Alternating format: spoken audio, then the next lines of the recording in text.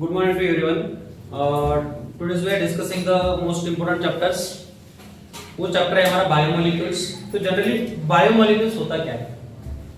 Biomolecules मतलब होता है कि essential component of the living organism. Living organism के इसेंशियल कंपोनेंट को क्या कहा जाता है? बायोमोलिक्यूल्स. क्या आपको पता है कि कौन से लिविंग ऑर्गेनिज्म के इसेंशियल कंपोनेंट्स होते हैं? देखो आप डेली लाइफ के अंदर कुछ ना कुछ डाइट लेते रहते हो, कुछ डिफरेंट डाइट लेते रहते हो. कोई पिज्जा खाता होगा, कोई बर्गर खाता होगा, कोई कोल्ड ड्रिंक पीता होगा, और भी आपके कुछ अलग अलग शौक हो सकते हैं. उसके थ्रू आपके बॉडी के अंदर क्या जाता है?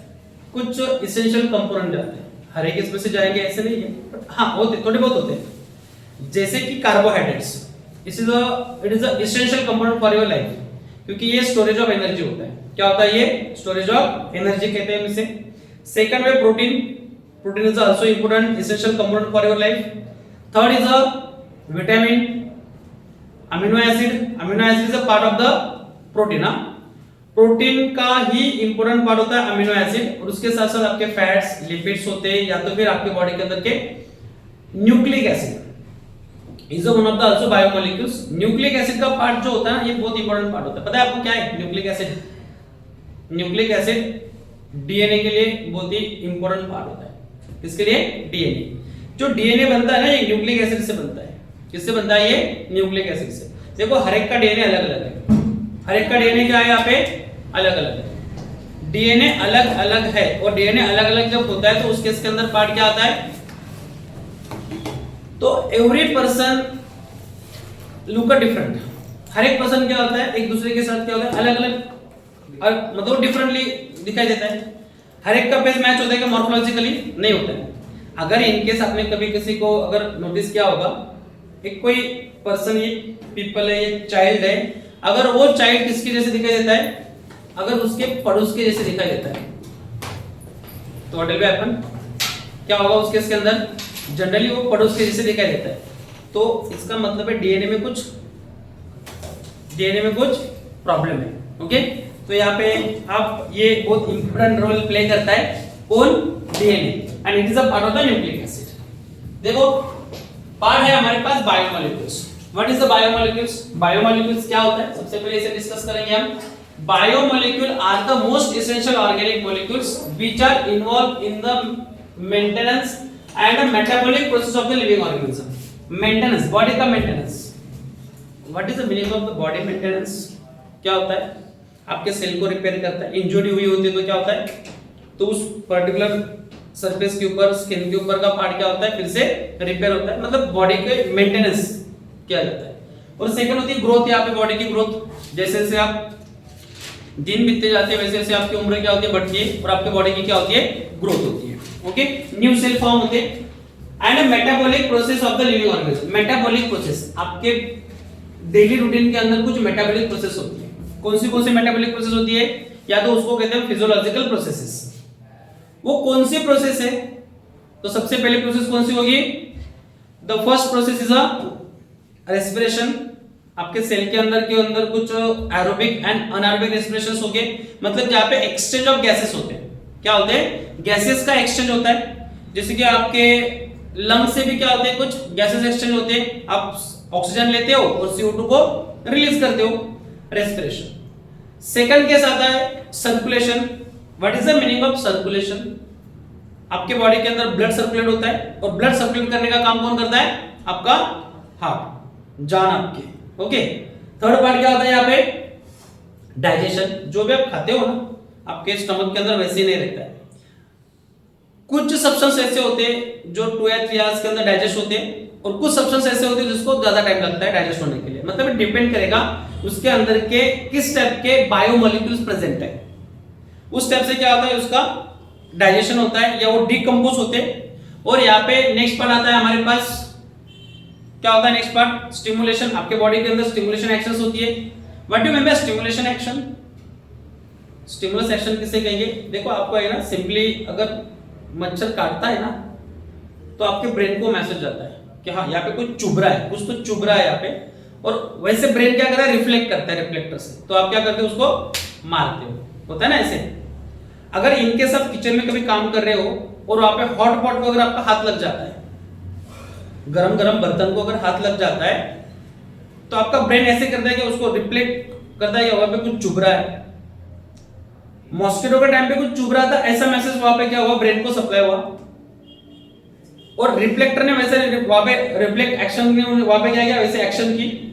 बट अभी की केस क्या है, हॉट बर्तन को अगर आपका हाथ लग जाता है तो एक्शन अलग होती है। आप उसको मारते हो क्या, बर्तन को मारते हो क्या, नहीं मारते हो ना।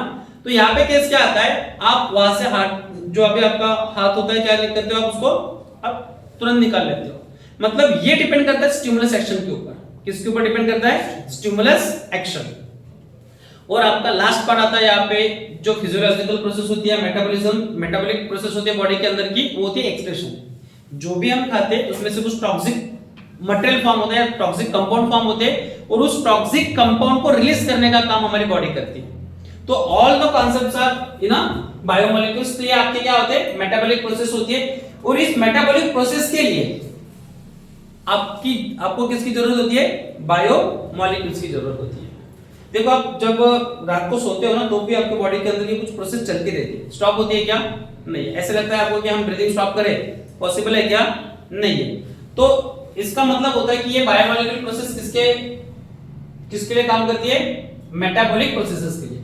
तो देखो यहाँ पे पार्ट हम स्टार्ट करते हैं बायोमोलिक्यूल्स का। बायोमोलिक्यूल के अंदर 4 मेन क्लासेस आते हैं। कौन से 4 मेन क्लासेस होते हैं, तो यहाँ पे पहला क्लास आता है हमारे पास carbohydrate. What is a carbohydrate, carbohydrate मतलब मेन सोर्स ऑफ द, क्या होता है, एनर्जी का मेन सोर्स होता है कार्बोहाइड्रेट, जो प्लांट्स के अंदर पाया जाता है। नेक्स्ट देखो यहाँ पे क्या आता है, लिपिड्स फैट जो होते हैं उसको लिपिड्स कहा जाता है, जनरली फैट टाइप पार्ट है। नेक्स्ट पार्ट आता है यहाँ पे protein contain the amino acid.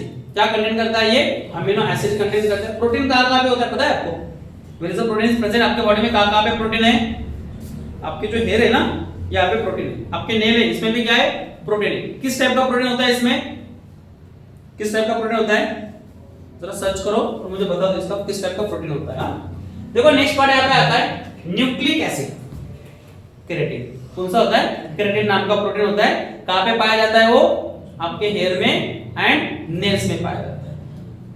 शायद मुझे लगता है कि लड़कियों के नेल्स में ज्यादा होता है और हेयर में ज्यादा होता है, ग्रोथ ज्यादा होती है ना उनकी, प्रोटीन। Got it. तो ये पार्ट यहाँ पे प्रोटीन के अंदर याद रखना है। नेक्स्ट पार्ट आता है हमारे पास न्यूक्लिक एसिड। अभी हमने डिस्कस किया न्यूक्लिक एसिड के बारे में। वर्ल्ड के अंदर ऐसे कोई भी पर्सन नहीं है, 2 पर्सन जिनका डीएनए सेम हो सकता है। तो ये किसके ऊपर डिपेंड करता है, न्यूक्लिक एसिड के ऊपर डिपेंड करता है। देखो इसके बाद में हमारे पास जो पार्ट आता है आफ्टर दैट, तो ये जो पूरे के पूरे पार्ट्स होते हैं, ये जो हमारे पास carbohydrate, lipids, protein and nucleic acid कहां से मिलते हैं, तो हमारे डेली डाइट से मिलते हैं। डेली डाइट के अंदर कुछ हमारे डिफरेंट डाइट हो सकता है, आपका डिपेंड हो सकता है, हमारा डिपेंड हो सकता है, या एनिमल का डिपेंड हो सकता है। बट उनको मिलता क्या है, carbohydrate, lipids, protein and nucleic acid. कुछ तो यहाँ पे पार्ट होगा, कुछ तो मिलेगा। तो देखो यहाँ पे जनरली आपको दिखाई दे रहा है कि कुछ फ्लावर है, देन रूट्स है, कैरेट है यहाँ पे, और क्या है यहाँ पे, कुछ फल है यहाँ पे, डिफरेंट टाइप के यहाँ पे क्या है, डाइट्स है। इससे हमें ये बायोमोलिक्यूल्स मिलते हैं। नेक्स्ट पार्ट होता है हमारे पास what is a carbohydrate. Main important part आता है कि कार्बोहाइड्रेट होता क्या है। व्हाट इज अ कार्बोहाइड्रेट, क्या होता है कार्बोहाइड्रेट। देखो कार्बोहाइड्रेट के बारे में अगर डिस्कस करते हैं तो कार्बोहाइड्रेट आर द पॉलीहाइड्रोक्सी। क्या होता है ये, पॉलीहाइड्रोक्सी अल्डिहाइड और कीटोन और a compound which give rise to the such unit on hydrolysis.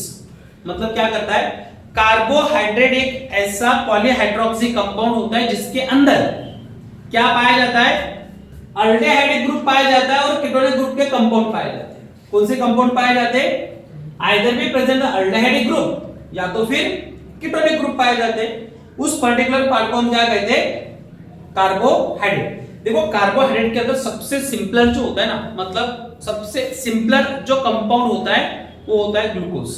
क्या होता है, ग्लूकोज, और दूसरा होता है fructose. Glucose and fructose both are sweet in test.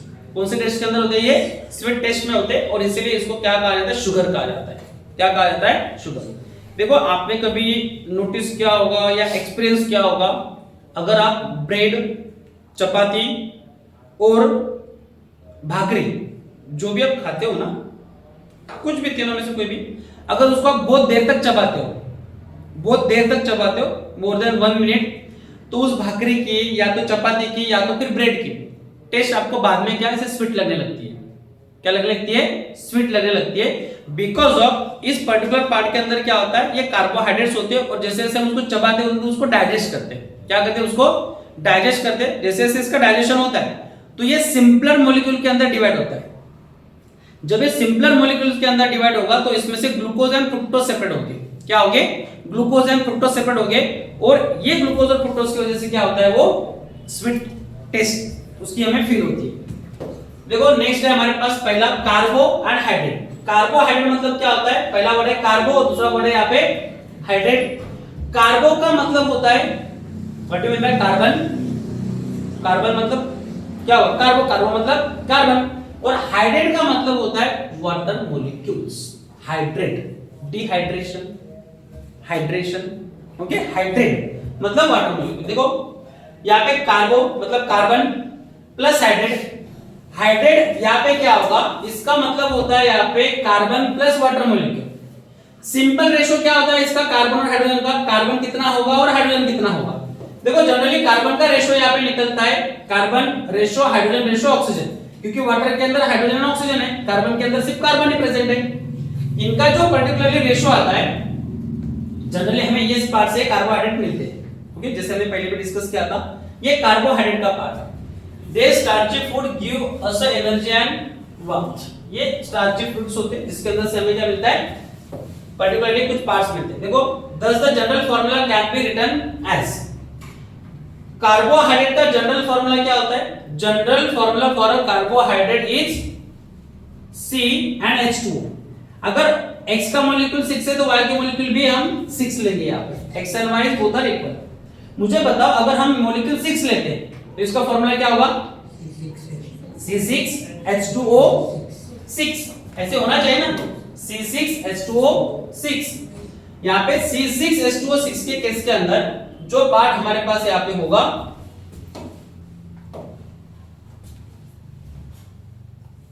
देखो C6H2O Y, ये पर्टिकुलरली पार्ट यहाँ पे यूज हो रहा है। मतलब अगर हम यहाँ पे जो वैल्यू है इसकी वैल्यू 6 लेते तो इसकी वैल्यू भी क्या होगी? 6 होगी, और 6 से मल्टीप्लाई करेंगे तो यहाँ पे क्या होगा? C6H12O6। क्या होगा यहाँ पे? C6H12O6 यहाँ पे आएगा। तो इस तरह से इसको क्या किया जाता है, रिप्रेजेंट किया जाता है। तो ये फॉर्मूला होगा हमारे पास C6H12O6, और इसका नाम होता है ग्लूकोज या तो फिर ये फ्रुक्टोज होता है। देखो ग्लूकोज वैल्यू पुट अप की हमने यहाँ पे 6 और 6, तो हमें फॉर्मूला क्या मिला ग्लूकोज का? C6H12O6। एक्चुअली फ्रुक्टोज का फॉर्मूला भी यही होता है। फ्रुक्टोज का फॉर्मूला भी क्या होता है? यही होता है। कार्बोहाइड्रेट के अंदर दो इंपॉर्टेंट मतलब कंपोनेंट्स होते हैं, पहला होता है ग्लूकोज एंड दूसरा होता है फ्रुक्टोज। फॉर्मूला ये सिमिलर वे सुक्रोज का फॉर्मूला क्या होता है? इसके डबल कार्बन आ जाएंगे, C12H22O11। Sucrose contain the glucose and fructose. Sucrose क्या कंटेन करता है? ग्लूकोज को कंटेन करता है और फ्रुक्टोज को कंटेन करता है। देखो यहाँ पे ये जो पार्ट होता है इस केस के अंदर, the most commonly use sugar is a sucrose. Most commonly use जो होता है ये कौन सा होता है? क्या होता है? सुक्रोज होता है, which is obtained from the sugar cane और sugar beet। कहां से? शुगर केन या शुगर बीट से इसको ऑब्टेन किया जाता है। जैसे कि ये पार्ट गन्ना, व्हाइट गन्ना हो सकता है या तो फिर ब्लैक गन्ना हो सकता है, दोनों में से क्या हो सकता है यहाँ पे सुक्रोज को ऑब्टेन किया जाता है। और इस सुक्रोज का अगर डीकंपोजिशन होगा, क्या होगा? डीकंपोजिशन। डीकंपोजिशन का मतलब होता है अगर इसको हम ब्रेक डाउन करते हैं तो सुक्रोज हमें दो मॉलिक्यूल फॉर्म करके देगा। कौन से दो मॉलिक्यूल होंगे? पहला मॉलिक्यूल होगा हमारा ग्लूकोज और दूसरा मॉलिक्यूल निकलता है इसमें से फ्रुक्टोज। ऑन हाइड्रोलिसिस मतलब होता है अगर हम वाटर मॉलिक्यूल को इसमें ऐड करते हैं तो ये ब्रेक डाउन होता है, और ब्रेक डाउन होने के बाद कितने पार्टिकल देगा? दो यूनिट फॉर्म करेगा। पहला यूनिट होगा ग्लूकोज और दूसरा यूनिट होगा फ्रुक्टोज। देखो ग्लूकोज और फ्रुक्टोज दोनों का मॉलिक्यूलर फार्मूला सेम है। दोनों का क्या है?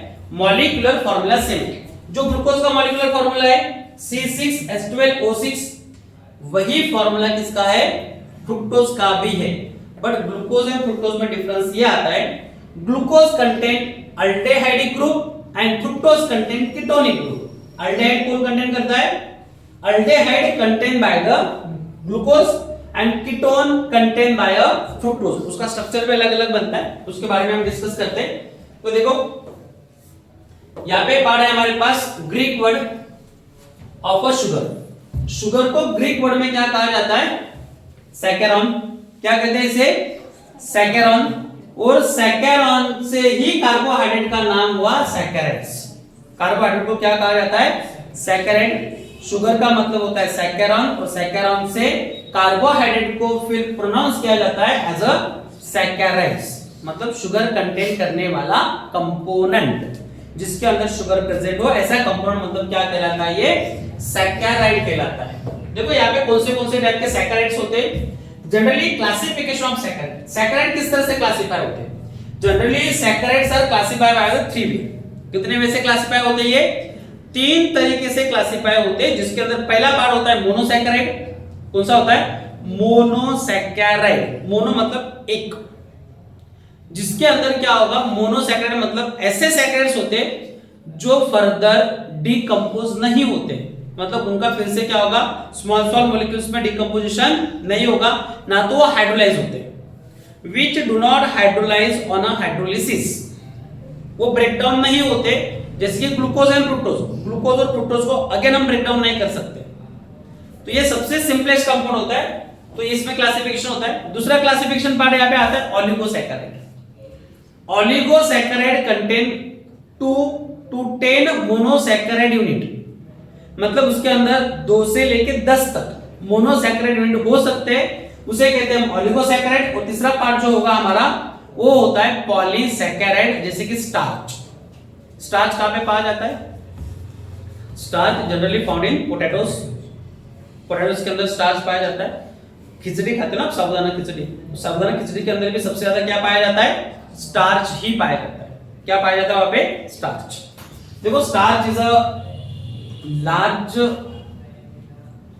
एनर्जी स्टोर सब्सटेंस होता है, जिसके अंदर ग्लूकोज के मॉलिक्यूल होते हैं, मतलब large number of glucose molecules पाए जाते हैं, वो स्टार्च होता है। देखो यहाँ पे इसका क्लासिफिकेशन कैसे होता है? तो पहला क्लासिफिकेशन क्या निकलता है हमारे पास? मोनोसैकेराइड। दूसरा क्लासिफिकेशन क्या निकलता है हमारे पास? ओलिगोसैकेराइड। एंड तीसरा क्लासिफिकेशन आता है हमारे पास पॉलीसैकेराइड। कौन सा होता है? पॉलीसैकेराइड। इसमें इसके क्लासिफिकेशंस होते हैं। ओलिगोसैकेराइड के अंदर मोनोसैकेराइड यूनिट्स होते हैं। कौन से होते हैं? मोनोसैकेराइड। कितने हो सकते हैं? 2 हो सकते हैं, 4 हो सकते हैं, 6 हो सकते हैं, 8 हो सकते हैं, 10 भी हो सकते हैं। पॉलीसैकेराइड के अंदर भी मोनोसैकेराइड ही होते हैं। पॉलीसैकेराइड के अंदर क्या होते हैं? मोनोसैकेराइड ही प्रेजेंट होते हैं। वो कम से कम कितने हो सकते हैं? नहीं बता सकते, इनफिनिट भी हो सकते हैं। Large number of molecule contain the monosaccharide in a, कौन करता है? वो पॉलीसैकेराइड कंटेन करता है। देखो ओलिगोसैकेराइड अगेन क्लासिफाई होता है 3 तरीके से। उसमें पहला पार्ट है डायसैकेराइड।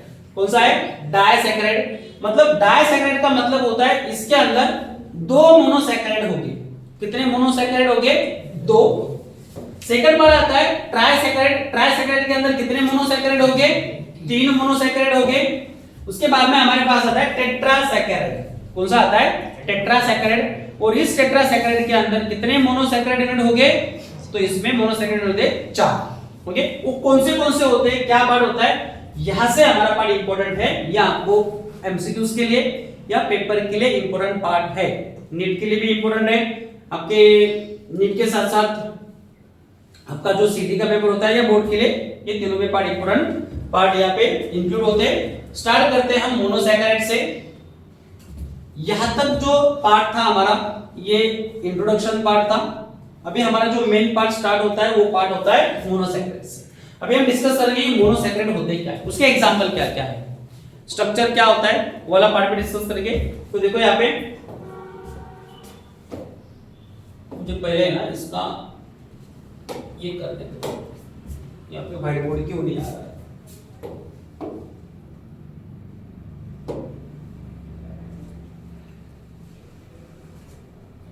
इस साइड है क्या? नहीं है।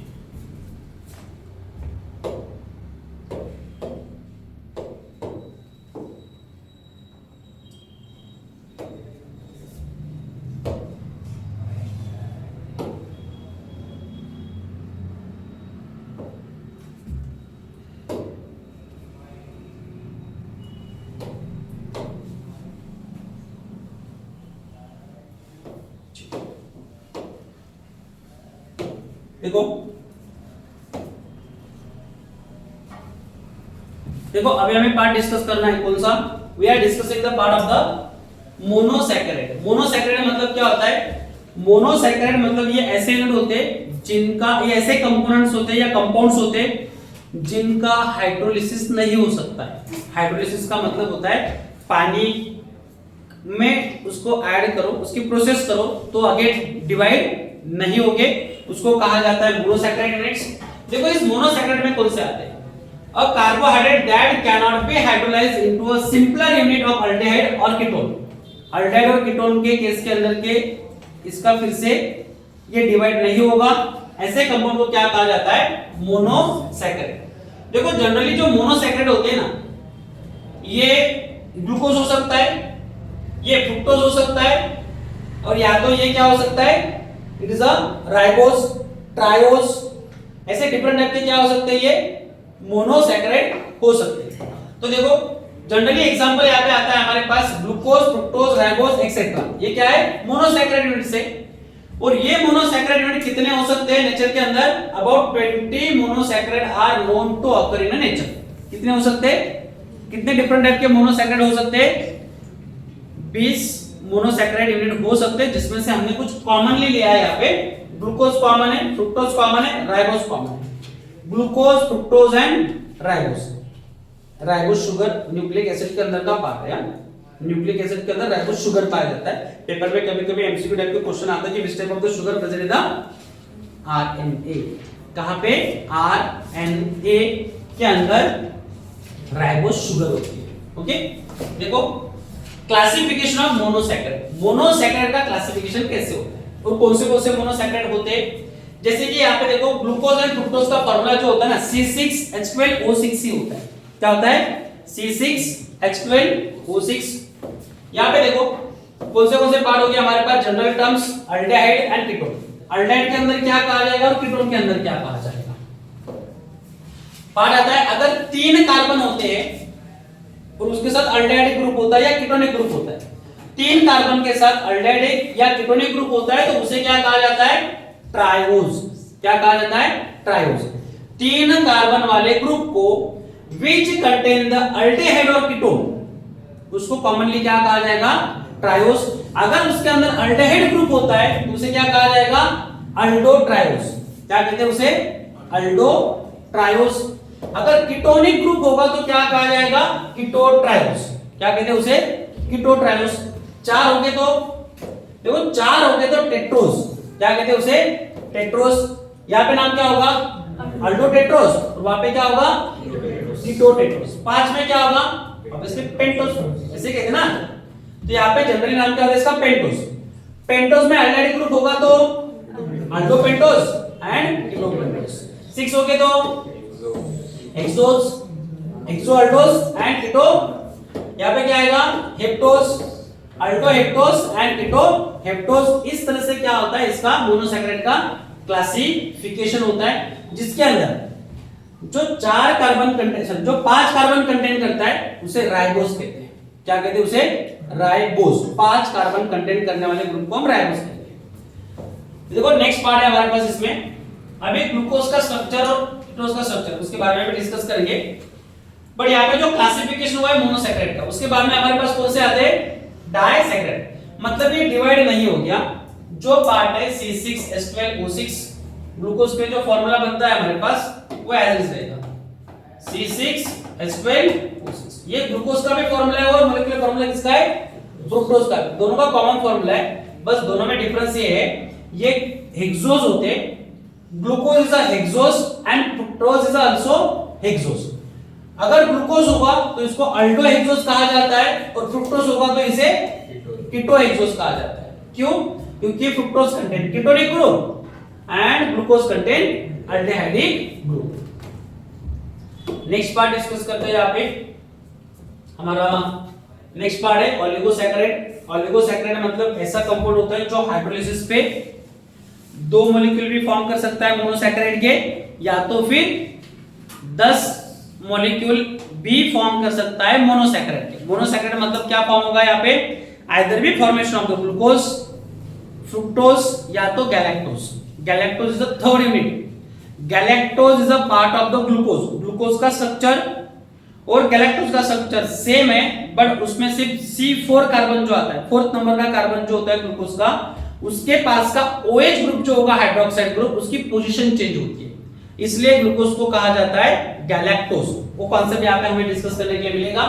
और यहाँ पे देखो पार्ट है, what is the oligosaccharide. Oligosaccharide होता क्या है? Carbohydrate that yield 2 to 10 monosaccharide units. कितने monosaccharide units? Carbohydrate that yield 2 to 10 monosaccharide units on hydrolysis. मतलब ओलिगोसैकेराइड का रिएक्शन वाटर मॉलिक्यूल के साथ अगर होगा तो यहाँ पे क्या करेगा, ये मोनोसैकेराइड ही फॉर्म करेगा। और कितने मोनोसैकेराइड फॉर्म कर सकता है? 2 कर सकता है, 4 कर सकता है, 6 कर सकता है, 5 कर सकता है, 7 कर सकता है, 10 भी फॉर्म कर सकता है। इस पर्टिकुलर पार्ट को कहा जाता है ओलिगोसैकेराइड्स। आफ्टर द ओलिगोसैकेराइड पहला केस है यहाँ पे डाइसैकेराइड। डाइसैकेराइड का मतलब होता है ये 2 मोनोसैकेराइड यूनिट फॉर्म करेगा। मोनोसैकेराइड मतलब कौन से? ग्लूकोज या तो फ्रुक्टोज या तो फिर गैलेक्टोज। तीसरा भी होता है गैलेक्टोज, याद रखना है। यहाँ पे तीनों का मिक्सिंग भी हो सकता है, एक के अंदर ग्लूकोज भी हो सकता है, फ्रुक्टोज भी हो सकता है, या तो 2 ग्लूकोज हो सकते हैं, या तो फिर एक ग्लूकोज और एक गैलेक्टोज हो सकता है। डिपेंड करेगा जिसकी केमिकल प्रॉपर्टी जैसी होगी उस तरह से वो क्या करेगा, कंपाउंड कंटेन करेगा। डाइसैकेराइड में क्या होता है? A carbohydrate that can be hydrolyzed into the 2 unit of monosaccharide is called the disaccharide। यहाँ पे एग्जांपल है हमारे पास, देखो सुक्रोज के अंदर क्या होता है? Sucrose is a disaccharide, maltose is a disaccharide and glucose lactose is a disaccharide. Concept है हमारे पास सुक्रोज। सुक्रोज कहाँ पे पाया जाता है? Where is the sucrose is found? Sucrose कहाँ पे मिलता है? अभी हमने देखा था ना, गन्ना, शुगर बिट, शुगर केन, उसके अंदर क्या होता है? सुक्रोज होता है। सुक्रोज का अगर हाइड्रोलिसिस होता है, देखो सुक्रोज का फॉर्मूला होता है C6H12, सॉरी यहाँ पे C6 ग्लूकोज का हो रहा है, C12H22O11। क्या होगा? C12H22O11। अगर ये रिएक्ट होता है किसके साथ? वाटर के साथ, तो इसका जनरली हाइड्रोलिसिस होता है in the presence of dilute HCl या तो H2SO4 की प्रेजेंस में। किसके प्रेजेंस में? H2SO4 या तो HCl हाइड्रोक्लोरिक एसिड या सल्फ्यूरिक एसिड के प्रेजेंस में इसका क्या होगा? हाइड्रोलिसिस होगा और ये ब्रेकडाउन होगा। किसमें ब्रेकडाउन होता है? एक ग्लूकोज यूनिट के अंदर और एक फ्रुक्टोज यूनिट के अंदर। मतलब फॉर्म क्या करेगा ये? It form the glucose plus fructose। क्या फॉर्म करेगा ये? It form glucose plus fructose। Glucose का फॉर्मूला क्या? यहाँ पे देखो प्लस H2O ऐड होगा। देखो यहाँ पे कार्बन कितने हैं? 12। तो ये दोनों क्या होते हैं? इक्वल कार्बन में डिवाइड होते हैं। C6 कितना आएगा यहाँ पे? C6H12O6 C6H12O6। मतलब यहाँ पे ग्लूकोज का डिवाइडेशन सुक्रोज का डिवाइडेशन किसमें हुआ? ग्लूकोज में एंड फ्रुक्टोज में। ग्लूकोज एंड फ्रुक्टोज हाइड्रोलाइज नहीं होते, या हाइड्रोलाइज नहीं होंगे, इसलिए इसको मोनोसैकेराइड कहा जाता है। क्या कहते हैं? मोनोसैकेराइड। देखो सेकंड आता है माल्टोज। माल्टोज क्या कंटेन करता है?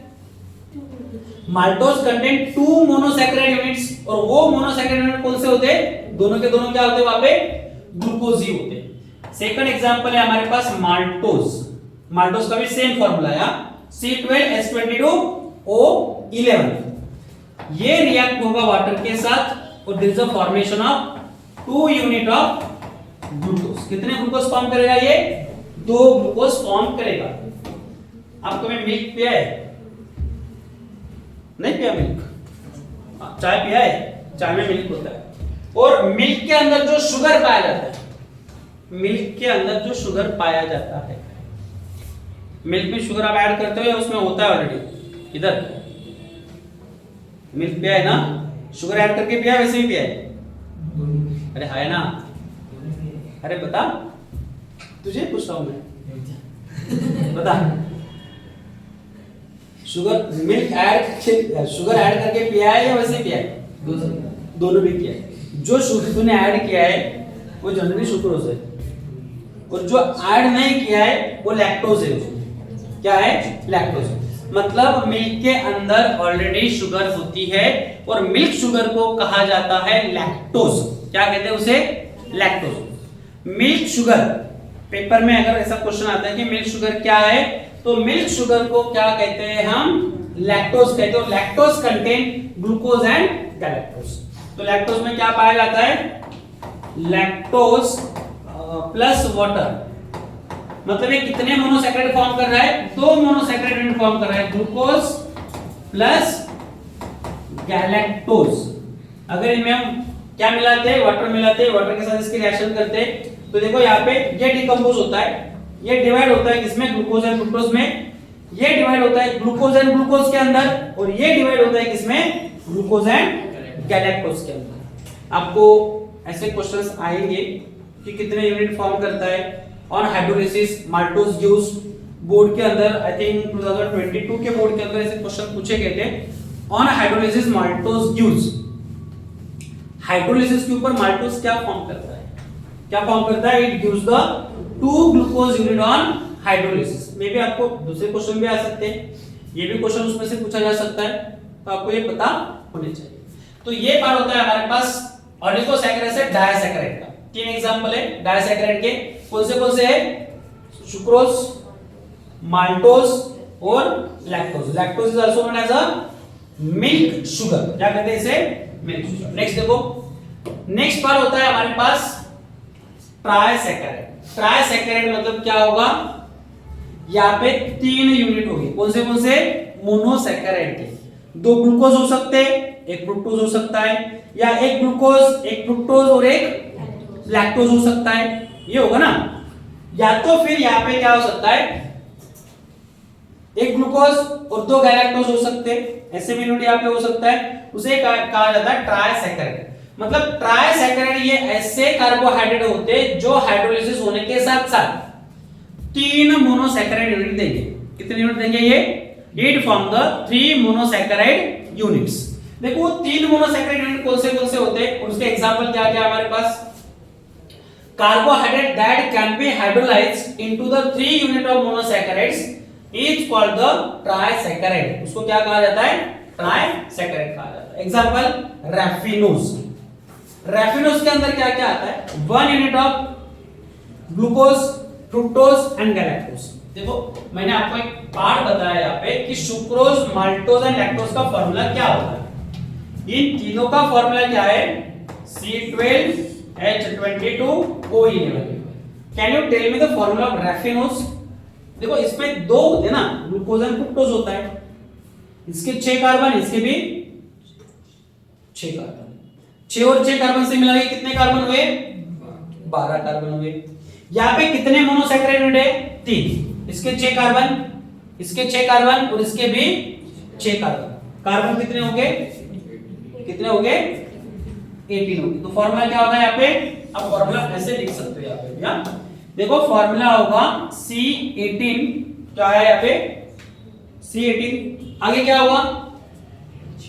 हाइड्रोजन कितने हो गए? देखो C18 फॉर्मूला ऐसे होता है ना, CH2OY। अगर ये 18 है तो ये भी क्या होगा? 18 होगा ना। बट वो किसके लिए होगा? देखो ये वाला जो पार्ट रिप्रेजेंट होता है ना, ऐसे 6 और ये 6, ये ग्लूकोज और फ्रुक्टोज के लिए रिप्रेजेंट होता है। जैसे जैसे हम आगे बढ़ते हैं तो वैसे वैसे क्या होते हैं? वहां पे हाइड्रोजन कम होते हैं। क्या होते हैं? वहां पे वाटर मॉलिक्यूल कम होते हैं। क्यों होते हैं वाटर मॉलिक्यूल कम? क्योंकि इनके बीच में हमने क्या किया था? यहाँ पे H2 ऐड किया था। H2 ऐड किया ना। अभी यहाँ पे कितने यूनिट है? इनके बीच में एक H2O होगा, इसके बीच में एक H2O होगा। तो अभी ये बताओ, यहाँ पे ये 18 होगा तो ये 18 होना चाहिए। तो 18 टू 36 आएगा। 36 यहाँ पे आएगा रैफिनोज के अंदर। बट यहाँ पे वाटर मॉलिक्यूल का लिंकेज है। ओके, ऐड करने के बाद यहाँ पे ऐड हुआ है, तो कितने वाटर मॉलिक्यूल ऐड हुए यहाँ पे? 4। तो यहाँ पे 36 में से कितने हाइड्रोजन कम हो गए? 4। तो कितना आएगा ये? 32 से हाफ, 32 का आधा क्या होगा इसमें 16 ऑक्सीजन हो गए। कितने हो गए यहाँ पे 16 oxygen. C18H32O16 is a formula for the raffinose. और इसमें अगर वाटर मॉलिक्यूल को ऐड करते हैं, क्या ऐड करते हैं हम वाटर मॉलिक्यूल। कितने water molecule, there is a 2H2O molecule. तो हमें क्या मिलेगा, एक ग्लूकोज मिलेगा, एक फ्रुक्टोज मिलेगा और एक गैलेक्टोज मिलेगा। तो ये याद रखना है कि रैफिनोज का फॉर्मूला क्या होता है। तो मुझे बताओ टेट्रासैकराइड के अंदर कितना मॉलिक्यूलर फॉर्मूला होगा। टेट्रासैकराइड 4 यूनिट होगी इसके, कितने 4 यूनिट होगी। तो इस 4 यूनिट के अंदर मोनोसैकराइड 4 फॉर्म करेगा। देखो यहाँ पे टेट्रासैकराइड। टेट्रासैकराइड का केस क्या आता है, a carbohydrate that can be hydrolysed into the 4 unit of monosaccharide is known as a tetrasaccharide. Example आता है स्टाइचोस। क्या एग्जांपल है यहाँ पे, stachyose is a example of the oligo tetrasaccharide. 4 monosaccharide unit form करेगा। कौन से होते हैं ये, पहला होता है, देखो यहाँ पे फॉर्मूला पे डिस्कस करेंगे।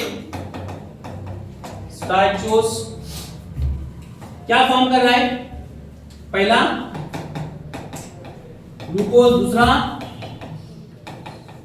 फ्रुक्टोज, तीसरा गैलेक्टोज। अभी मैं इसका फॉर्मूला लिख के देता हूं आपको, आप मुझे बताना है। यहाँ पे H2O मॉलिक्यूल ऐड हो गया, this is addition of H2। कितने H2O ऐड हो गए यहाँ पे, और क्या है यहाँ पे 4 दे रहा है ना।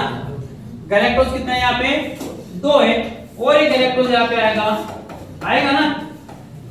मुझे ये बताओ कितने वाटर मॉलिक्यूल यहाँ पे ऐड हो गए, दोनों को ऐड करना है। तो यहाँ पे कितने की जरूरत नहीं की, यहाँ पे एक H2O लगेगा, इनके बीच में एक H2O आएगा और इनके बीच में एक H2O आएगा। Is it clear. तो मतलब यहाँ पे कितने H2O ऐड हो गए, 3 वाटर मॉलिक्यूल प्लस 3 H2O। अभी मुझे इसका मॉलिक्यूलर फार्मूला बताना है। इसका ग्लूकोज का फार्मूला क्या है, C6H12। इसका क्या है C6H12। इसका क्या है C6H12। इसका क्या है C6H12। ओके, मुझे बताओ स्टाइचोस का मॉलिक्यूलर फार्मूला क्या होगा। कार्बन क्या है 1 2 3 4 इंटू कितने हो गए C24। हाइड्रोजन कितने होंगे, हाँ इनको अगर ऐड करें 12 प्लस 12 प्लस 12 प्लस 12 48 में से कितने हाइड्रोजन निकल गए 6 निकल गए। तो यहाँ पे कितना आएगा 42 और 42 का हाफ, ऑक्सीजन कितने हो गए 21। कितना ऑक्सीजन हो गया यहाँ पे 21 ऑक्सीजन। तो स्टाइचोस का फार्मूला क्या बनता है C24H42O11। इस तरह से आपको सॉरी H ऑक्सीजन 21 नॉट 11 ना 21। तो ये होता है स्टाइचोस का फार्मूला, जिसके अंदर 4 मोनोसैकराइड यूनिट्स होते हैं। पहला होता है ग्लूकोज, दूसरा होता है फ्रुक्टोज, तीसरा होता है गैलेक्टोज और फोर्थ भी क्या होता है गैलेक्टोज। गैलेक्टोज के 2 यूनिट पाए जाते हैं इसमें।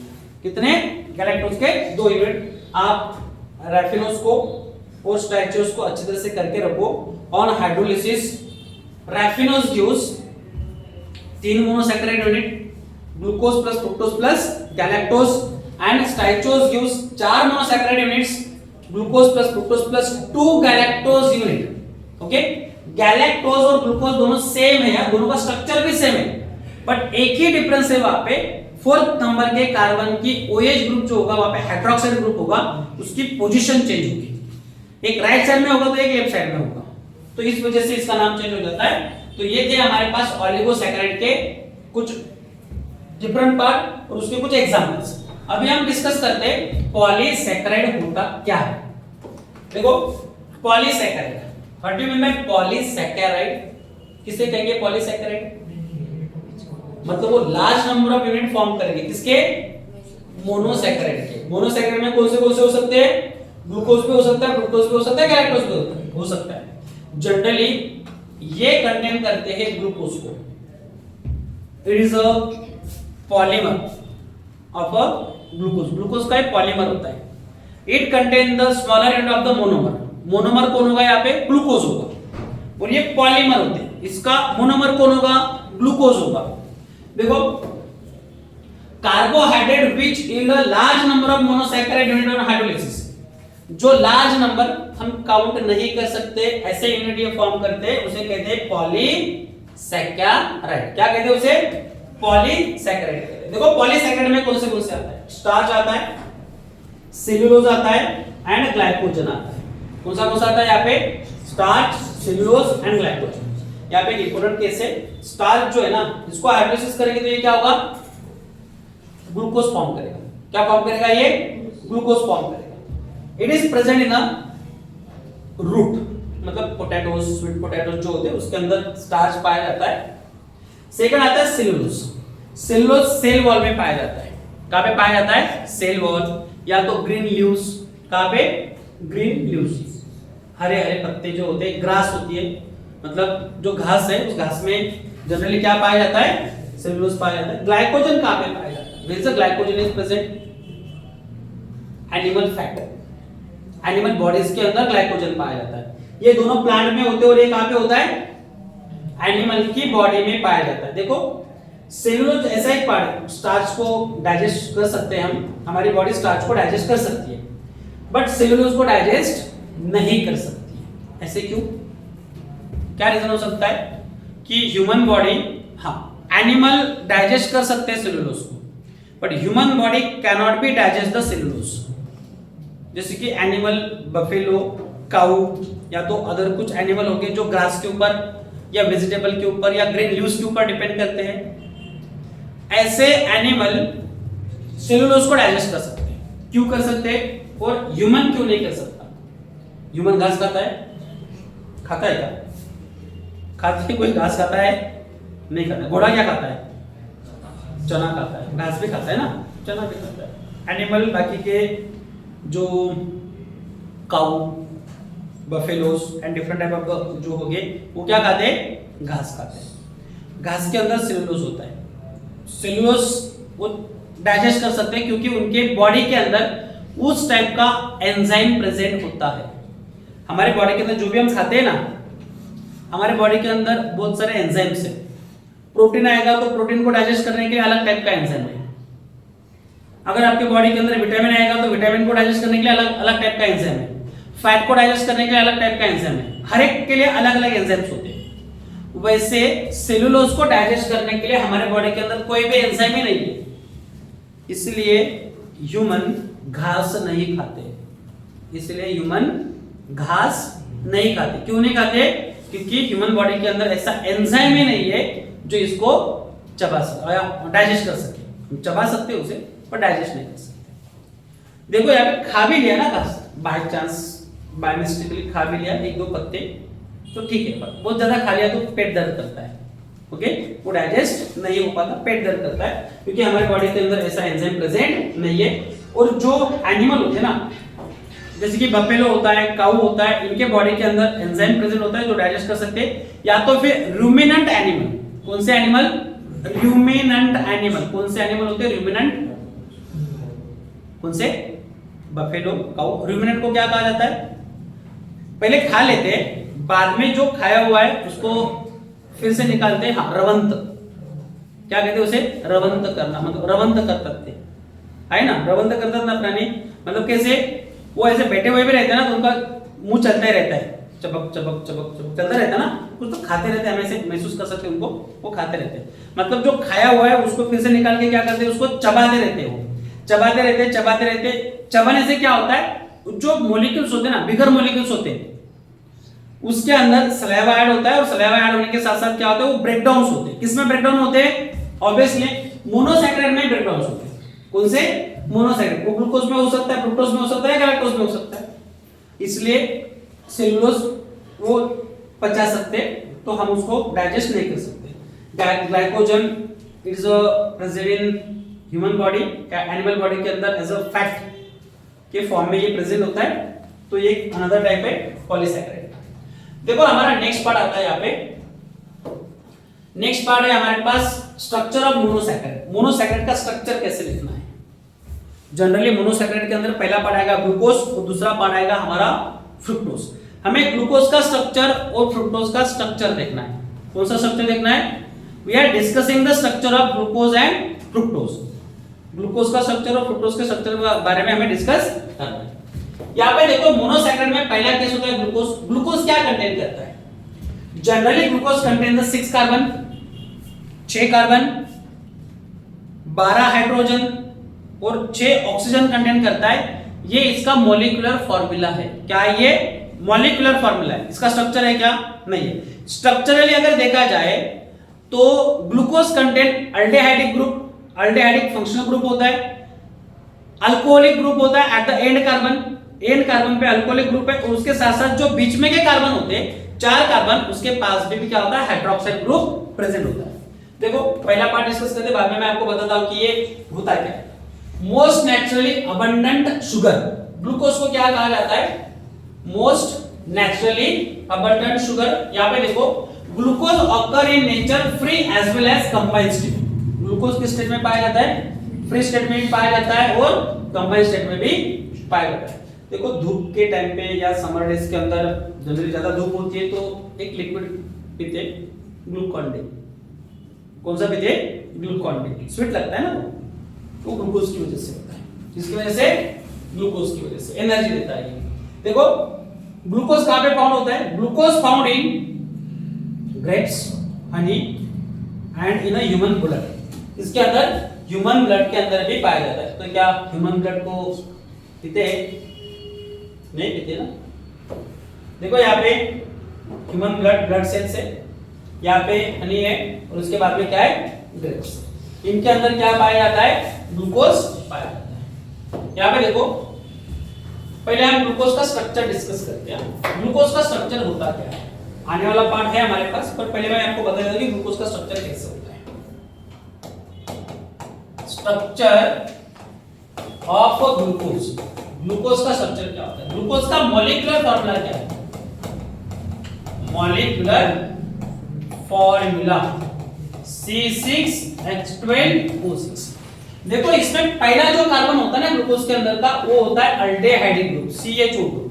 कौन सा होता है? CHO ग्रुप, अल्डेहाइडिक ग्रुप होता है। CHO ग्रुप को ऐसे भी रिप्रेजेंट करते हैं C++O and H। इस तरह से के भी इसको क्या किया जाता है? रिप्रेजेंट किया जा सकता है। ये भी अल्डेहाइड है, ये भी अल्डेहाइड है। दोनों में से आप कैसे भी रिप्रेजेंट करो। देखो सेकंड कार्बन जो होता है, एक्चुअली कार्बन रिप्रेजेंट नहीं करते बीच वाले, 1 2 3 4 5 और लास्ट वाला कार्बन होता है यहाँ पे C2OH। पहला ग्रुप कौन सा हुआ? अल्डेहाइडिक ग्रुप हुआ, और लास्ट का कौन सा हुआ? अल्कोहलिक ग्रुप हुआ। बीच वाले भी अल्कोहलिक ग्रुप ही होते हैं। यहाँ पे देखो जो ये कार्बन होता है ये कंटेन करता है OH और ये होता है H। स्ट्रक्चर देखो कैसे आप, पहला कार्बन जो फंक्शनल ग्रुप कंटेन कर रहा है उस कार्बन को कहते हैं एनोमर। क्या कहते हैं उसे? एनोमर कहा जाता है। एनोमर क्यों होता है? हमारे स्ट्रक्चर के अंदर पार्ट आने वाला है फिर से। यहाँ पे देखो सेकंड कार्बन की पोजीशन कैसे, थर्ड कार्बन की पोजीशन कैसे होगी? यहाँ पे हाइड्रोजन और यहाँ पे होगा OH प्रेजेंट। क्या होगा? OH present. यहाँ पे आता है OH, यहाँ पे भी OH कंटिन्यू है, यहाँ पे हाइड्रोजन और यहाँ पे भी हाइड्रोजन। एक्चुअली देखा जाए तो ये कार्बन आपका फर्स्ट नंबर का कार्बन है, ये कार्बन फर्स्ट है, ये second, third, fourth, fifth, sixth. कौन से कार्बन होते हैं? ये first, second, third, fourth, fifth, sixth. Structure को इस तरह से फिशर प्रोजेक्शन फार्मूला जो होता है ना, एक स्ट्रेट लाइन कंटेन करता है, या इसको क्रॉस लाइन फार्मूला भी कह सकते हैं। जहां पे लाइन क्रॉस होती है, जहां पे लाइन क्रॉस होती है उस क्रॉस वाले लाइन पे क्या होता है? कार्बन होता है। ये पहला CHO होगा और यहाँ पे CH2OH होगा। क्या होगा? CH2OH और यहाँ पे क्या होगा? CHO। बीच वाला जो पार्ट होता है कार्बन का, इस कार्बन को रिप्रेजेंट नहीं किया जाता है। यहाँ पे सिर्फ H OH H OH H and H यहाँ पे आएगा OH एंड OH। बीच में जो ये कार्बन्स होते हैं ना, ये रिप्रेजेंट नहीं होते, बट ये रिप्रेजेंट किया जाता है बाय द क्रॉस। दो लाइन के जब क्रॉसिंग होगी वहां पे क्या होगा? कार्बन होगा। या तो फिर इस स्ट्रक्चर को ऐसे रिप्रेजेंट किया जाता है CHO। आगे देखो यहाँ पे, बीच में कितने कार्बन है? बीच में कितने कार्बन है? 1 2 3 4 कार्बन है। CH कार्बन के साथ हाइड्रोजन कितने हैं? 1 2 3 4। 4 हाइड्रोजन, और OH ग्रुप कितने हैं, 1 2 3 4। ओके, यहाँ पे CH OH bracket close 4, bracket close 4। 4 carbon, 4 hydrogen, 4 OH group, मतलब बीच वाला ये जो पार्ट है इस तरह से उसको क्या किया जाता है, कंडेंस किया जाता है। ये रिप्रेजेंट करता है इस तरह से CHOH4 और यहाँ पे होता है आपका CH2OH। इस तरह से ग्लूकोज को रिप्रेजेंट किया जाता है as a Fischer projection formula. ये मॉलिक्यूलर फार्मूला इस तरह से इसको रिप्रेजेंट किया जाएगा। इसके अंदर भी हमारे पास 2-3 अलग-अलग टाइप के पार्ट आते हैं। लियो रोटेटरी हो सकता है या तो फिर ये डेक्स्ट्रो रोटेटरी हो सकता है। कौन सा इसमें रोटेशंस होते हैं, लियो रोटेटरी, डेक्स्ट्रो रोटेटरी। लियो रोटेटरी को माइनस से रिप्रेजेंट किया जाता है, डेक्स्ट्रो रोटेटरी को प्लस से। इसके कॉन्फ़िगर होते हैं क्योंकि आइसोमर फॉर्म करता है। क्या फॉर्म करता है, आइसोमर। आइसोमर क्यों फॉर्म करेगा, कैसे आइसोमर्स हो सकते हैं, इसके अंदर के एग्जांपल क्या होंगे, पेपर में क्वेश्चन किस टाइप से आएगा वो हम पार्ट डिस्कस करेंगे। पर first of all we are discussing the, ये टॉपिक होता है किसके लिए, स्ट्रक्चर ऑफ ग्लूकोज। ग्लूकोज के 3 तरीके से मैं स्ट्रक्चर आपको रिप्रेजेंट करके दिए, और भी एक फोर्थ स्ट्रक्चर होता है जिसको कहा जाता है हेवर प्रोजेक्शन फार्मूला या रिंग स्ट्रक्चर। क्या कहते हैं उसे, रिंग स्ट्रक्चर। देखो प्रिपरेशन ऑफ ग्लूकोज, ग्लूकोज को प्रिपेयर कैसे किया जाता है, how to glucose are prepare करना है, मतलब चाहिए हमें ग्लूकोज। ग्लूकोज का प्रिपरेशन किया जाता है 2 मेन सब्सटेंस से। कितने सब्सटेंस से, 2 मेन सब्सटेंस से जो जनरली ज्यादा पाया जाता है। पहला होता है शुगर केन या बीटरूट। शुगर केन या बीटरूट के अंदर क्या पाया जाता है, सुक्रोज पाया जाता है। लैब मेथड के अकॉर्डिंगली या लेबोरेटरी मेथड के अकॉर्डिंगली सुक्रोज का जब हाइड्रोलिसिस होगा तो ये 2 मोनोसैकेराइड यूनिट फॉर्म करता है। जैसे हमने पिछली बार इसमें देख चुके हैं हम पिछले स्लाइड पे, एक ग्लूकोज यूनिट होता है और एक फ्रुक्टोज होता है। तो उसका प्रिपरेशन किया जाता है। और दूसरा होता है स्टार्च से। स्टार्च से ग्लूकोज को प्रिपेयर करने वाले मेथड को इंडस्ट्रियल मेथड या मैन्युफैक्चरिंग मेथड भी कहा जाता है। मतलब लार्ज स्केल के ऊपर अगर ग्लूकोज को प्रिपेयर करना है तो स्टार्च से किया जाता है। कहां से किया जाता है, स्टार्च से। यहां पे देखो पहला केस होता है लैबोरेटरी मेथड, तो दूसरी केस होती है यहां पे कमर्शियल मेथड। कौन सी होती है, कमर्शियल मेथड। लैब मेथड के अंदर क्या होता है, जनरली हमारे पास जो सुक्रोज है, इस सुक्रोज का क्या होगा, हाइड्रोलिसिस क्या फॉर्म करेगा, ग्लूकोज एंड फ्रुक्टोज। तो जनरली ये जो हाइड्रोलिसिस होता है it is in the presence of sulphuric acid या तो फिर हाइड्रोक्लोरिक एसिड के प्रेजेंस में होता है। या फिर रिएक्शन देख लो, ये है सुक्रोज। सुक्रोज की रिएक्शन किसके साथ होती है, वाटर के साथ। किसके प्रेजेंस में होगी, H2SO4 मतलब सल्फ्यूरिक एसिड और HCl मतलब हाइड्रोक्लोरिक एसिड। आगे आएगा एक मॉलिक्यूल फॉर्म होगा ग्लूकोज का, एक मॉलिक्यूल फॉर्म होगा फ्रुक्टोज का। ऐसे यहाँ पे नंबर ऑफ मॉलिक्यूल्स अगर हम लेते हैं, यहाँ पे अगर मान के चलते हम 50 मॉलिक्यूल्स लेंगे, इसके कितने हो गए 50 इसके हो गए, तो ग्लूकोज के कितने हो गए 25 हो गए, क्योंकि ये इक्विमोलर फॉर्म करता है। आधा ग्लूकोज का होगा और आधा फ्रुक्टोज का होगा। इक्विमोलर का, इक्विमोलर मतलब होता है दोनों का सेम मास होगा, दोनों के सेम मॉलिक्यूल फॉर्म होंगे फ्रॉम द सुक्रोज से। आगे देखो मेथड है हमारे पास कमर्शियल मेथड। कमर्शियल मेथड में क्या होता है, commercially glucose is obtain by hydrolysis of starch. किससे प्रिपेयर किया जाता है ये commercially, it commercially obtain by hydrolysis of starch by boiling it with dilute sulphuric acid at 393 kelvin under 2 to 3 atm pressure. कितना atm प्रेशर होता है यहाँ पे, 2 to 3 atm प्रेशर होता है। रिएक्शन देखो, स्टार्च का फार्मूला देखो क्या है। पहले स्टार्च का फार्मूला होता है C6H10O5। ये फार्मूला किसका है, starch. Starch and sucrose and glucose has a different type of the formulas. उसमें स्टार्च का फार्मूला ये है C6H10O5 और यहाँ पे N लिखा है, इसका मतलब है हमने C6H10O5 के नंबर ऑफ मॉलिक्यूल यहाँ पे लिए। कितने मॉलिक्यूल्स लिए यहाँ पे, नंबर ऑफ मॉलिक्यूल 10 हो सकते हैं, 15 हो सकते हैं, 20 हो सकते हैं, 30 हो सकते हैं, 1 लाख हो सकते हैं, 2 लाख हो सकते हैं, मिलियन हो स्टार्च यूनिट यहाँ पे हो सकते हैं। इसका अगर वाटर मॉलिक्यूल से हाइड्रोलिसिस होगा, देखो बहुत सारा पानी इसमें मिला दिया, पानी मिलाने के बाद इसको बॉइल किया, गर्म किया, उबाला। इसे उबालने के बाद क्या हुआ, एक सॉल्यूशन मिलता है at 300 kelvin and 2 to 3 atm pressure in dilute H2SO4। यहाँ पे एक सॉल्यूशन मिलता है, वो सॉल्यूशन होता है C6H12O6 का, जिसको कहा जाता है ग्लूकोज, और बाद में ग्लूकोज को क्रिस्टलाइन फॉर्म में कन्वर्ट किया जाता है। कौन से फॉर्म के अंदर? क्रिस्टलाइन फॉर्म के अंदर। जैसे शुगर मिलती है क्रिस्टलाइन फॉर्म में, वैसे ग्लूकोज को भी क्या होता है पाउडर फॉर्म में ऑब्टेन किया जाता है फ्रॉम द स्टार्च से। देखो स्ट्रक्चर ऑफ ग्लूकोज, अभी मैं जैसे आपको ग्लूकोज का स्ट्रक्चर एक्सप्लेन किया वही स्ट्रक्चर यहाँ पे है। Glucose is an aldohexose. Why where give the name of aldohexose? मैंने लास्ट टाइम में बताया आपको अल्डोहेक्सोज क्यों होता है। अल्डोज क्यों है ग्लूकोज? क्योंकि अल्डिहाइड ग्रुप कंटेन कर रहा है। हेक्सोज क्यों है? क्योंकि 6 कार्बन है। ओके, 6 कार्बन है, also known as a dextrose. अभी इसको डेक्सट्रोज क्यों कहेंगे? डेक्सट्रोज कहा जाता है। Glucose aldohexose is also known as a dextrose.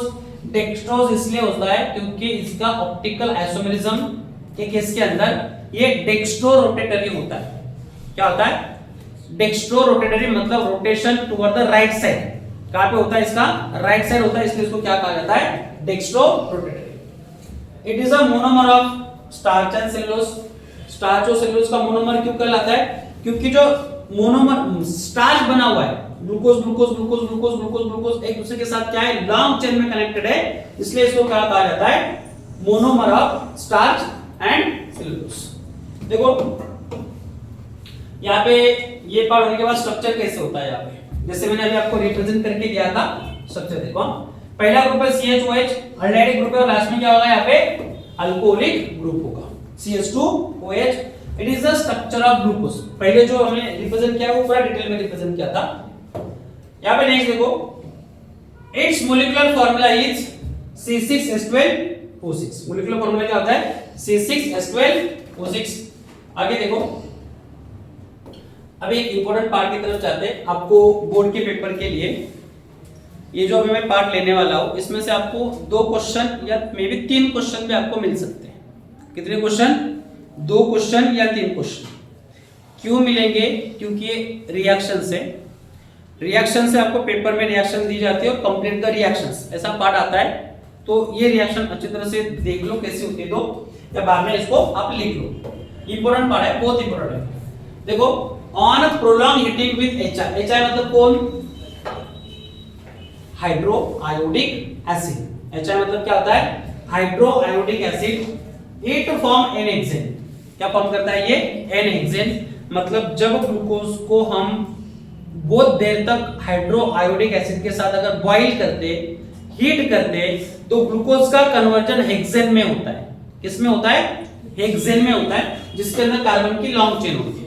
देखो यहाँ पे हमारे पास है ये ग्लूकोज का स्ट्रक्चर है हमारे पास। ये क्या है हमारे पास? ग्लूकोज C6H12O6 का ही पार्ट है। ग्लूकोज की रिएक्शन अगर किसके साथ होगी? HI के साथ होगी, तो उसकी क्या होगी? हीटिंग। ये फॉर्म करता है n hexane molecule. N hexane क्यों कहलाएगा? या तो आप इस स्ट्रक्चर को देखो, इसका कन्वर्जन होता है इसमें, it converted into the CH3 group. बाकी के 4 ग्रुप किसमें कन्वर्ट होते हैं? CH2 CH2 CH2 CH2 में, ये वाले। और लास्ट का जो अल्कोहलिक ग्रुप होता है again converted into the methyl group. किसमें कन्वर्ट होता है? ये मिथिल ग्रुप में कन्वर्ट होता है। जैसे कि C6H12O6 is a formula and it will be converted into the n hexane. N hexane को हम ऐसे भी लिख सकते हैं, CH3 CH2, यहां पे आता है 4 एंड CH3। ये भी एन हेक्सेन का ही है। सिर्फ यहाँ पे क्या किया? बीच के मॉलिक्यूल को कंडेंस किया है। क्या किया यहाँ पे? बीच के मॉलिक्यूल्स को कंडेंस किया, इसलिए इसको कहा जाता है एन हेक्सेन। तो ये पहला प्रिपरेशन होता है। अगर ग्लूकोज HI के साथ रिएक्ट होगा तो ये फॉर्म क्या करेगा? एन हेक्सेन मॉलिक्यूल फॉर्म करेगा, जिसमें 6 कार्बन होते हैं and all are the sp3 hybridised saturated compound है। क्या ये?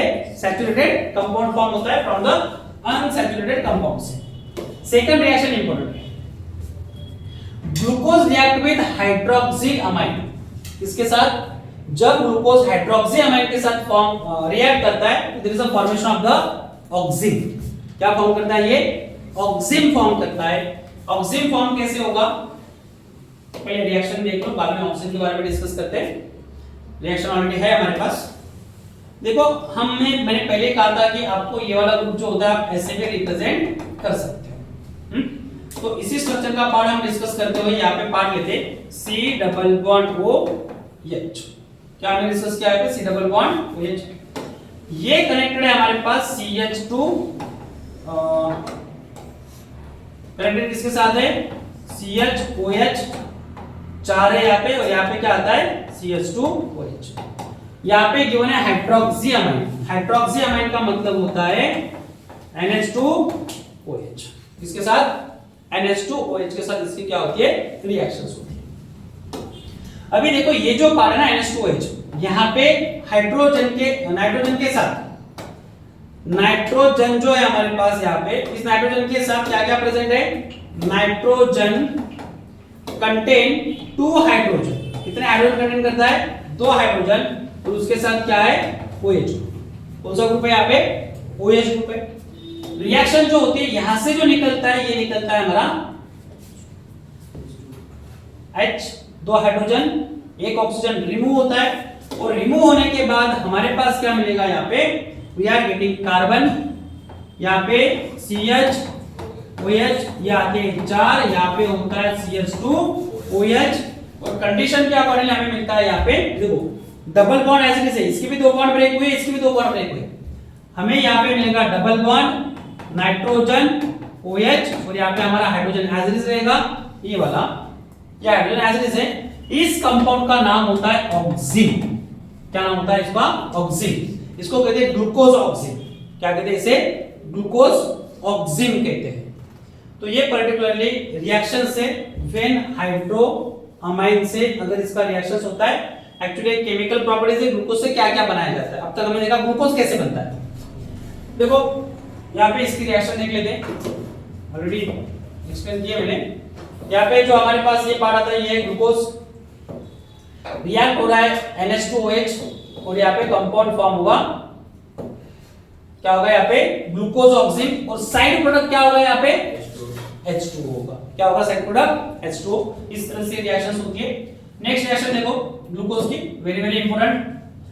यहाँ पे केस है हमारे पास, अगर ये हाइड्रोजन साइनाइड से, साइनोहाइड्रिन कहते हैं इसे, HCN साइनोहाइड्रिन या हाइड्रोजन साइनाइड से अगर रिएक्ट होता है, glucose react with molecule of the hydrogen cyanide to give cyanohydrin. क्या फॉर्म करता है ये साइनोहाइड्रिन, मतलब ये रिएक्ट होगा हाइड्रोजन साइनाइड के साथ। दिस रिएक्शन कंफर्म, ये रिएक्शन क्या कंफर्म करती है कि ग्लूकोज में carbon oxygen double bond present है इन अ ग्लूकोज।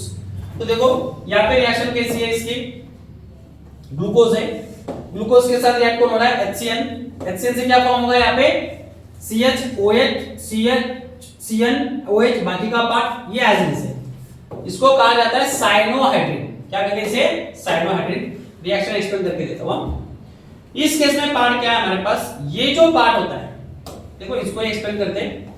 यहाँ पे C डबल बॉन्ड O और H है। क्या है यहाँ पे C डबल बॉन्ड H। यहाँ पे क्या होगा, ये बॉन्ड ब्रेक होगा। जैसे ये बॉन्ड ब्रेक होता है, इसका जो पाई बॉन्ड होता है, ये इलेक्ट्रॉन शिफ्ट होता है, ये बनेगा नेगेटिव, ये बनेगा positive. Same way carbon negative, hydrogen positive. देखो सिर्फ जोड़ना है आपको। कार्बन के साथ कौन जुड़ेगा, CN जुड़ेगा, और इस ऑक्सीजन के साथ कौन जुड़ेगा, हाइड्रोजन जुड़ेगा। देखो हाइड्रोजन जब ऑक्सीजन के साथ जाता है तो क्या फॉर्म करेगा OH। CN अगर कार्बन के साथ जुड़ेगा तो क्या फॉर्म करेगा CN, और ये CH एज इट इज है। CH क्या है यहाँ पे एज इट इज है। इस तरह से यहाँ पे क्या फॉर्म होता है, glucose cyanohydrin from a glucose when react with HCN का मतलब होता है हाइड्रोजन साइनाइड। क्या होता है हाइड्रोजन साइनाइड। देखो ग्लूकोज की रिएक्शन अगर ब्रोमीन वाटर के साथ होती है, ब्रोमीन ग्रुप के साथ होती है in presence of water molecules, वहां पे ग्लूकोनिक एसिड फॉर्म होता है। Glucose get oxidised to 6 carbon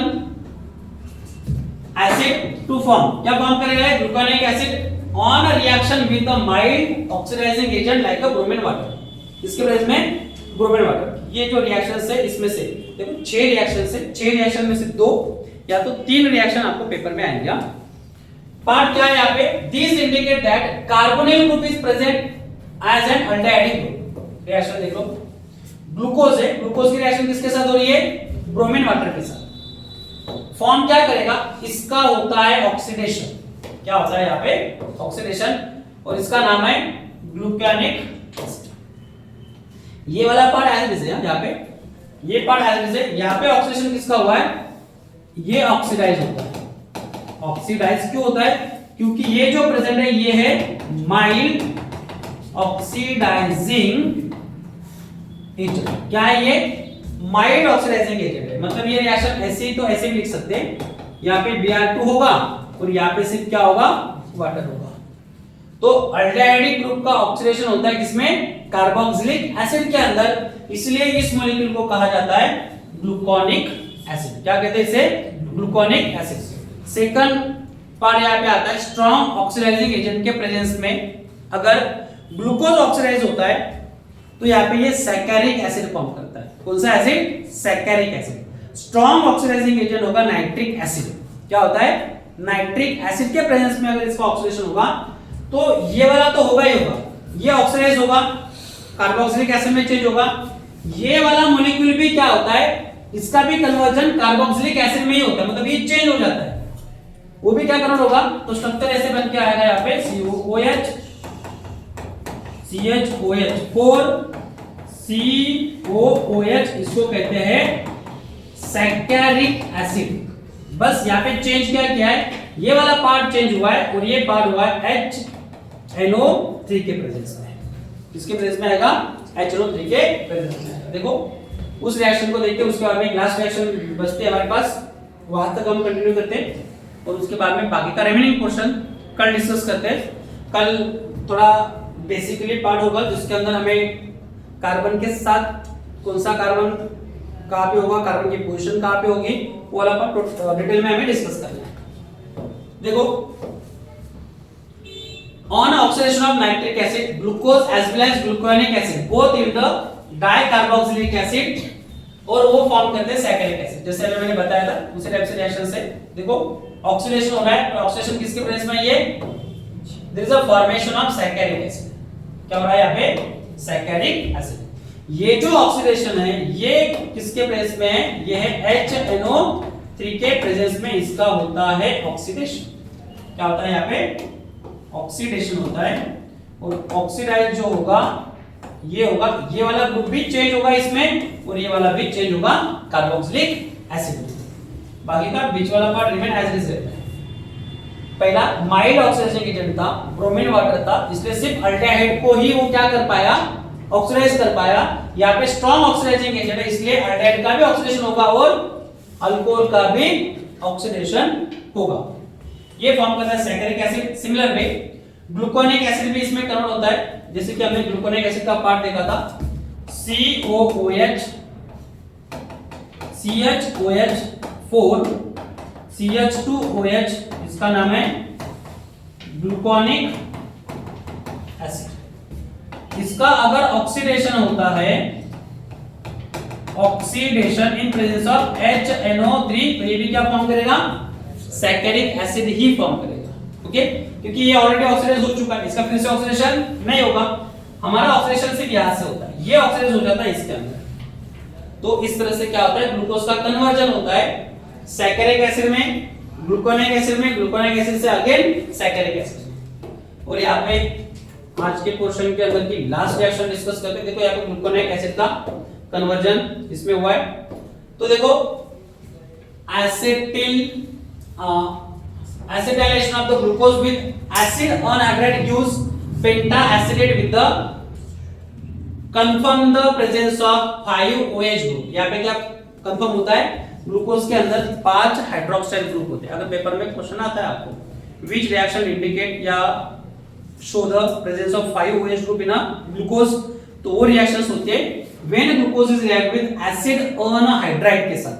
किसके साथ, एसिड और हाइड्राइड के साथ। देखो ये ग्लूकोज है, यहाँ पे 4 OH ग्रुप है और यहाँ पे क्या है, 1 OH है, मतलब 5 OH ग्रुप है। इन 5 OH ग्रुप का क्या होता है, रिएक्शंस होते हैं किसके साथ, एसिड और हाइड्राइड के साथ। And there is a formation of this type of compound. Acid anhydride होता क्या है, देखो जनरली एसिड अनहाइड्राइड होता क्या है, एसिड अनहाइड्राइड कुछ इस तरह से CH3 C double bond O, यहाँ पे oxygen, again CH3 C double bond O, oxygen, यहाँ पे क्या होगा, CHO CH2OH एसिड अनहाइड्राइड, दो एसिड, मतलब यहाँ पे OH और यहाँ पे OH अगर होता है, देखो ये एसिडिक एसिड है। इसमें से क्या होगा, जब यहाँ से एक वाटर मॉलिक्यूल रिमूव होगा, क्या होगा, एक वाटर मॉलिक्यूल रिमूव होगा, तो उस केस में क्या होता है, एक ही ऑक्सीजन बचता है, इसका बॉन्ड टूटा हुआ है, इसका भी बॉन्ड टूटा हुआ है। तो इस केस में क्या होता है, ये ऑक्सीजन जो यहाँ पे हमने रिप्रेजेंट किया है, देखो ये निकल गया, यहाँ पे बचा हुआ क्या है, सिर्फ एक ऑक्सीजन बचा हुआ है। ये ऑक्सीजन जो यहाँ पे होता है, ये दोनों की तरफ कंबाइनली बॉन्डेड होता है, ऑक्सीजन ये बॉन्डेड इस तरह से, इस तरह से क्या होगा, ये बॉन्ड फॉर्म करेगा किसके साथ, इसके साथ। इसे कहा जाता है एसिड अनहाइड्राइड। ऐसे एसिड के अंदर वाटर मॉलिक्यूल क्या हो चुका है, रिमूव हो चुका है। यहाँ पे देखो इसके अंदर का जो OH ग्रुप होता है ना, जब ये रिएक्ट करेगा, और कितने मॉलिक्यूल रिएक्ट करेंगे, इसके 5 मॉलिक्यूल रिएक्ट करेंगे। एसिड अनहाइड्राइड के कितने मॉलिक्यूल, 5। रिएक्शन में देखो CHO, यहाँ पे हमारे पास है CHOH, ऐसे ये कंटिन्यूअस में। इसमें से एक मॉलिक्यूल की रिएक्शन देखते हैं पहले, CH3 C double bond O, इसकी थोड़ा उल्टा निकालते हैं इसे, यहाँ पे ऑक्सीजन, यहाँ पे है C double bond O, CH3 C double bond O, CH3।